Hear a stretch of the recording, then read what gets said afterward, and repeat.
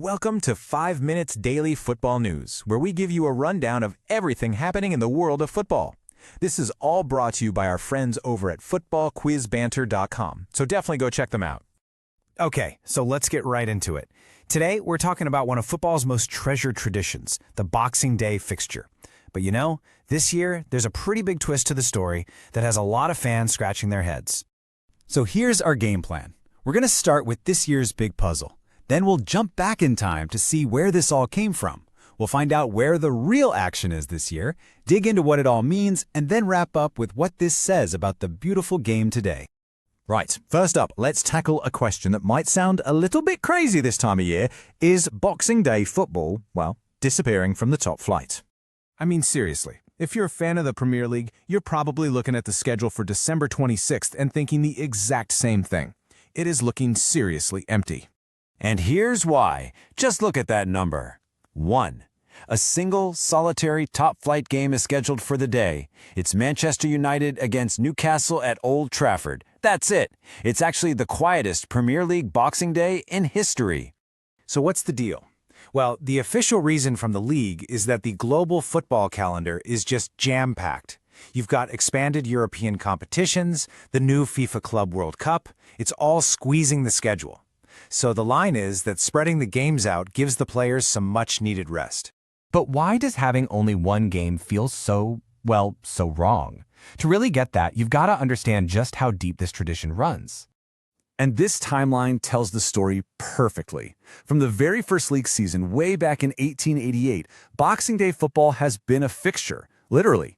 It's given us some absolutely legendary moments, like the insane goal fest of 1963. Get this, 66 goals in just 10 matches, including a 10-1 win for Fulham. So yeah, this year's single game feels like a massive change. And that right there is the heart of it.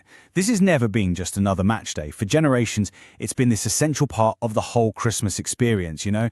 It's about getting out of the house, meeting up with your mates, and roaring your team on, often in the biggest crowd of the whole season. Okay, so if the Premier League has gone quiet, does that mean the whole tradition is dead? No way, not by a long shot. You just have to know where to find the real festive spirit. And here it is. This is the real story. While the top flight is taking a bit of a break, the English Football League, that's the Championship, League One, and League Two, is absolutely buzzing with a full list of games. The tradition is alive and well, folks. You've got everything from massive rivalries in the Championship, like Ipswich traveling to Millwall, to huge games in League One, like Bolton taking on Rotherham. And it goes all the way down to non-league, and even over to Northern Ireland for the massive Linfield vs. Glentoran derby. Trust me, those stadiums will be absolutely rocking. This is where the heart of the tradition is beating this year. And of course, the banter around these games is just as important as the action on the pitch. If you want to get in on it and test your own football brain, you should absolutely check out our friends over at footballquizbanter.com. But you know, these games are about so much more than just the 90 minutes or the 3 points. At their core, they're really all about community. To kind of get what I mean, let's look at this little story that was shared by the Rangers Football Club chaplain. A few years back, the big nativity scene in Glasgow's main square was found, but its most important piece was missing. And the chaplain made this amazing point. He said, just like Christmas feels totally empty when its central figure is gone, football feels flat when its heart is missing. And that heart is the togetherness, the community, the feeling of being part of something bigger than yourself. That's what these festive games really celebrate.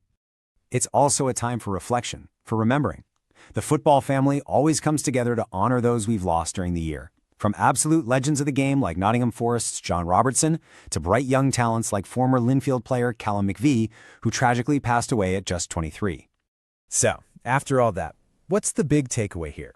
Why does this tradition still matter so much, even if the Premier League schedule looks a bit different? I think it comes down to this. Festive football has always been about presence, not presence.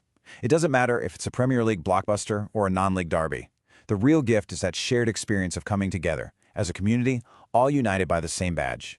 And that leaves us with one last really important question to think about. As football gets bigger and bigger, as it becomes this massive global business with more money and more demands, can it protect these small, local, cherished traditions that made us all fall in love with the game in the first place? That's all for this explainer. Thanks so much for joining me. And hey, for more football news, quizzes, and banter, you know where to go. Head over to footballquizbanter.com.